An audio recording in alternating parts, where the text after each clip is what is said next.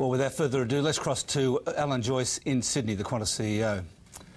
Alan Joyce, you said yesterday that the industrial action was killing Qantas slowly. Have you decided to kill it quickly instead? No, Alan, we had to bring this to a head because over the last 9 months we've been in negotiations and not getting anywhere with these outrageous demands from the unions. And in fact, the industrial action that was taking place was causing us huge damage. We've had 70,000 passengers disrupted, nearly $70 million in cost to the airline. Our forward bookings had collapsed. We were in a position where we were going to be losing $15 million a week, and we were in a position where the unions were saying they were going to slow bake us, quoting one of the union leaders. And unfortunately, after the AGM, which took place on Friday, the rhetoric even got worse, with people talking about 48-hour stoppages, people talking about further damage to our customers. So in the long run, we had to stop this, we had to bring it to a close, and the only alternative available to us under Fair Work Australia was to lock out the employees that are involved in that industrial action. But the full grounding that you announced yesterday and actually implemented yesterday is a massive loss of faith with your customers and with the staff who aren't involved in the dispute. I mean, it's a long way back for you now, especially with competitors trying to pick you off.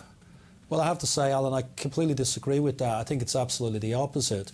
If we hadn't have taken this action, we would have had another year of continuous disruptions. We would have another year of lost confidence for Qantas.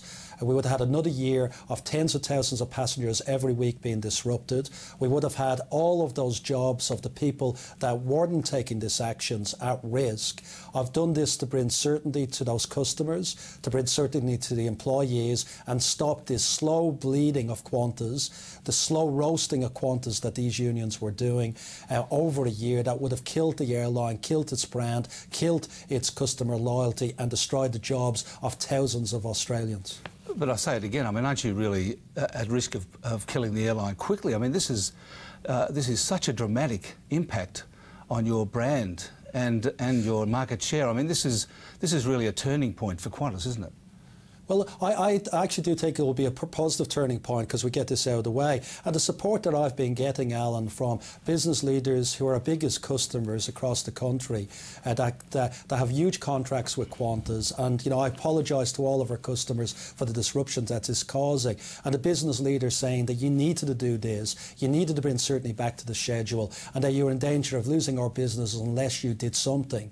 And had small businesses contact me, sending me emails. I've been overwhelmed with the support that we're getting for the action that we've done, because people saw that this was not sustainable for the airline, that we couldn't give in to these union demands, that we had to do something. And this was, I keep on saying, this was the only alternative we had under Fair Work Australia. The status quo would have been the death of Qantas. This brings it to a head, allows us to get back certainty to our operation, allows us to give certainty to our customers and to our employees, and that has to be the important thing for all of those. But are you saying that, in effect, that if you don't win this dispute and get your way with the unions, that Virgin or Jetstar will have to become Australia's national flag carrier because it can't be Qantas? Well, I've said for some time, Alan, and other commentators like Dick Smith and other commentators out there say that Qantas has no right for it to existence. Qantas has to be flexible and to adapt to actually survive in the future. And we've been around for 90 years because we have changed. We've adapted to different market circumstances. You know, Alan, we've been talking in the past that we've this big challenge with an international business. It's losing $200 million a year and it's getting worse. We have to turn it around. We have a plan to do that in the next 3 to 5 years. That plan needs to be implemented. It can't be blocked by union demands, because if it does risk the entire future of the organisation going forward, and that future is not guaranteed. So we have amazing brands like Pan Am, TWA, Ansett that disappeared because they didn't adapt. Qantas needs to adapt. So you are saying, in effect, really, that Virgin can be Australia's national flag carrier if you can't achieve the changes you want? No, I'm not saying that, Alan. I'm saying that the changes that we are doing will ensure that Qantas is the national flag carrier forever. Because I believe that this amazing airline is one of the strongest airlines in the world. It's the only investment-grade airline in the world. We have strong position. But over time, that position would weaken and the airline would be in a no-win situation. You know, I have to say we're a lot stronger than Virgin today in terms of profitability. We're a lot stronger than Virgin today in the domestic market. Not in international operations, obviously. In international we have a problem. But we have a portfolio. Jetstar is a lot stronger than Virgin. Our frequent flyer program is making money. Our freight business is making money. But we have to turn around the underperforming part of our business. And if we don't, it does risk the rest of the business. But I'm committed to the plan that we have. I know I can turn it around.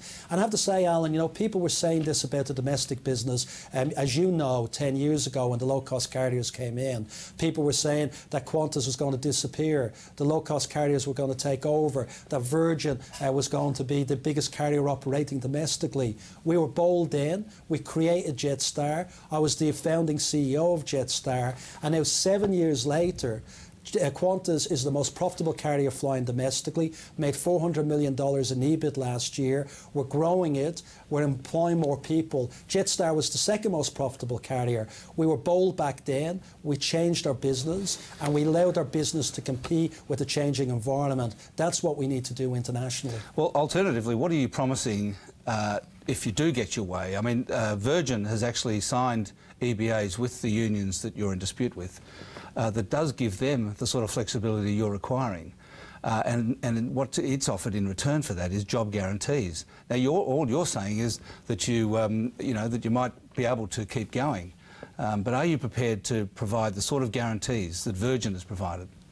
But Alan, I don't think, I mean, I'm not sure what you mean by the job guarantees Virgin's provided, because I don't know most of your viewers today, that most people that run business know the best way to secure people's job is to have a viable, successful business. There's nobody in life today, in any business around the world, that has a job guarantee. You can't have it.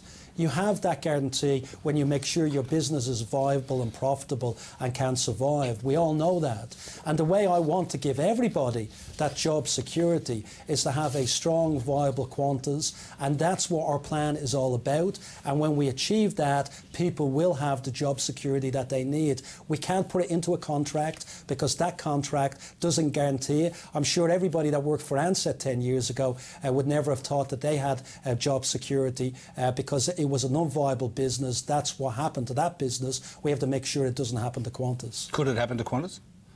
In total? As I said, Qantas is not guaranteed its existence. We have to change to adapt. Now, the easiest thing for me as CEO of this company, Alan, would have been to give in to the union demands, kick the can down the street. Qantas is not going to have a problem in the next few years. But that would have been the wrong thing to do. I'm very passionate about this company. I'm very passionate about its brand. I'm very passionate about what it's contributed over 90 years. I've taken these tough decisions because I believe it's the right thing to do. It's the right thing for Qantas, its customers, its employees. And if we turn this business around, it will be guaranteed to be around for the next 90 years. That's what we need to focus on. Now your pay, your salary has become a key issue in all this. According to the annual report approved on the AGM the other day, was that your salary was $5 million, up 71% over the previous year.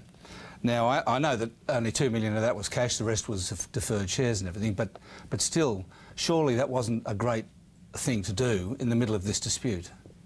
Well, I have to say, Alan, again, James Strong, who's chairman of the Remunerations Committee, explained this very extensively at the AGM and said that was not the number. For various accountancy treatments, which everybody believes needs to be changed in the disclosure, the number was a lot less than that. And if you look at the annual reports, Alan, you'll see that in 2009 I took a 30% salary cut.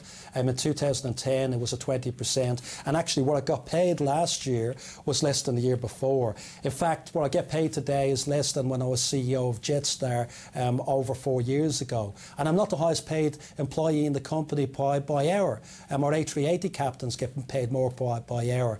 And you point out that at the AGM, the owners of this company, understood all of that. The shareholders understood all of that, and they voted 96% in favour of the REM report. That was an overwhelming support from the shareholders for the remuneration, because they know that management has been disciplined and has not been outrageous in terms of the salary and payments. Well, there isn't overwhelming support from the staff for your salary, that's for sure. But Alan, you know, the fact is that it's a lot of misinformation on this, and as I said, there's been 30% decline in 09, 20% in 10, and a decline last year. Now, we have taken a decrease over that period of time, and I still get less than Jetstar CEO. I've read the REM report, and what it says is that if it hadn't been paid in shares, which is the cause of you getting 71% increase this year, what would have happened is it would have been smoothed over the previous few years. So you wouldn't have got those decreases in previous years, but you wouldn't have got such an increase this year. That's what it says. But Alan, it's also, I mean, the share price has varied, and you know that my remuneration, a large element is linked to the share price, and the share price has varied a lot over that period of time, and that's the right thing to do. That's why the shareholders overwhelmingly voted in favour of this, and after all, they are the owners of the company. They should be judging what the management and what the board actually gets paid, and the government legislation has now a process that if the shareholders do not support this, 2 years in a row, as you know, there's a spill of the board. Qantas was one of the companies that had solid vote for the remuneration package. 96% was overwhelming support for this. But you must accept that there's an element that it looks like there's an element of up yours about this. No, you know, do as I say, not as I do. Well, there is an Alan, as I said, we've taken cuts over the years, and the management levels have been cut in the organisation by over 20% this year alone. We have been cutting back on the management costs. We had pay freezes for management. We had bonuses that weren't paid during the GFC, and you know, for the shareholders to have proved this, and the proxy voters, the proxy advisors that look at it to say that this was appropriate, shows that the people that reviewed this in detail believe that this was not disappropriate, and we are doing the right thing by the salary increases for employees as well, and in a lot of cases we have done good deals with a lot of the employees over the last year. Well, 2 million of your pay, which is the short-term incentive plan, is deferred, I think, until February 2012. Now, is that in effect, or does that money depend on, or that award, that bonus, depend on you winning the fight that you're in now? That it in effect is your reward for winning the battle?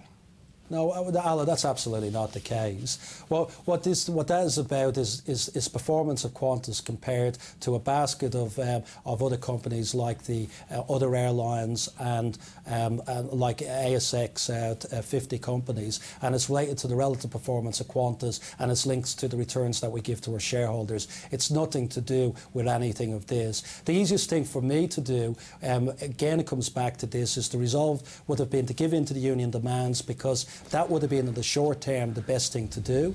It would not have been in the long-term interest of the company. It would have been a disaster for the company and all the people employed in this company.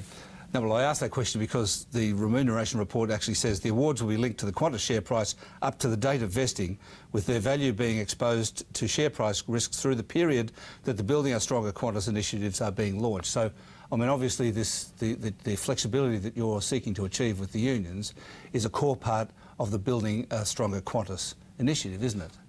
Well, no, I mean, I have to say, getting the company to perform is where that's linked to.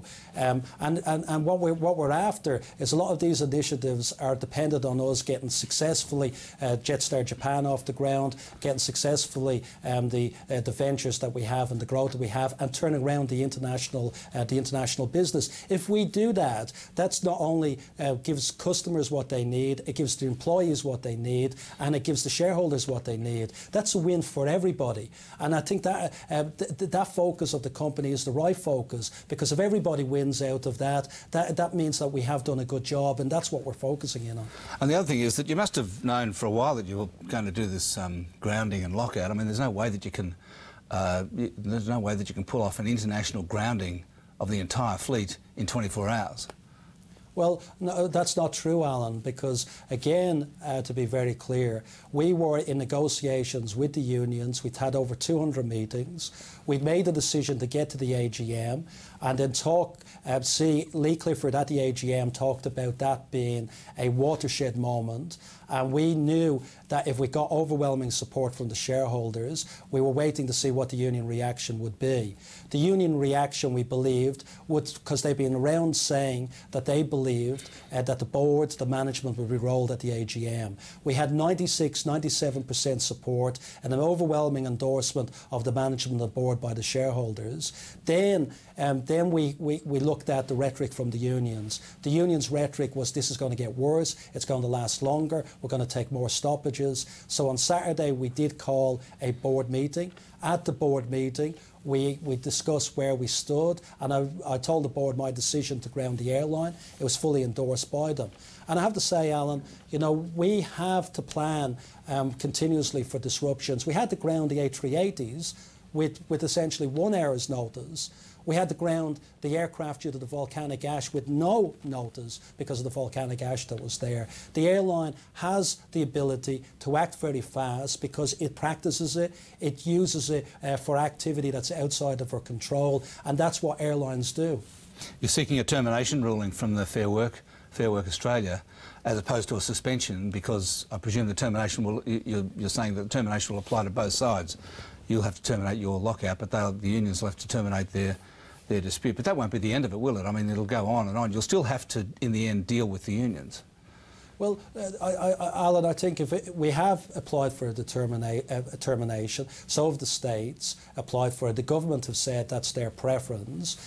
Termination is what all of those parties want. What that does, to be clear, it takes us through 21 days of ability to negotiate with the unions, I think on a fair and balanced basis. And then at the end of the 21 days, it goes into binding arbitration. Nobody wanted to go to binding arbitration, but either way, it's over once that happens, because we know there's certainty to it. So this will not go on. It only goes on if there's a suspension, and that's the only element that gives us uncertainty going forward. So is it fair to say that you've actually brought on the grounding and the lockout in order to bring in the government to apply for the termination that then brings the 21 days? Is that the process that you've that's absolutely not the process. The process that we've took is that up till now there's been huge damage caused to our customers, huge damage caused to the company, and we felt that the only way of actually bringing this to a close for us to take our own action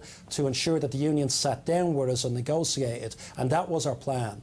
Because we knew by taking this action, which is the only action we have under Fair Work Australia, we would have the union sitting down with the company, and then they were having equal pain as the company was, and we could negotiate a settlement, because up to now the pain is all on the company side. The government then has decided to intervene on that, and the process we're going through now is a determination of a termination or a suspension, and we're obviously making our views known in that process. So you're saying that the only course of action that you had to bring about compulsory arbitration eventually was to throw all your customers into complete disarray around the world. That's what you had to do. You're saying that? Well, no, Alan, I'm saying that the only option I had was not to have my customers in disarray all around the world for the next 1 year. With 10,000 customers were disrupted last Friday. And that would happen every week from now on for another year. That's what the unions were saying. And there was no way to bring this to a close unless we brought it to a head. So for our customers, again, I said I've apologised today for the disruptions that we've caused, but this will cause less disruption to our customers in the long run than a continued strike by these unions over the next year, which was their plan. So as you sit here now, this morning, do you believe that the lockout will go ahead tomorrow night or not? Well, we're hopeful that we'll have a determination from Fair Work Australia today. we'll see that's out of our control. But depending on that determination, we may then be able to put an application in to CASA to start the fleet up, and within 6 hours we can get the fleet flying again after CASA have approved it. We have to wait and see what that process generates today, and we're all going to be waiting to see what happens in Fair Work Australia. Thanks very much for joining us, Alan Joyce. Thanks, Alan.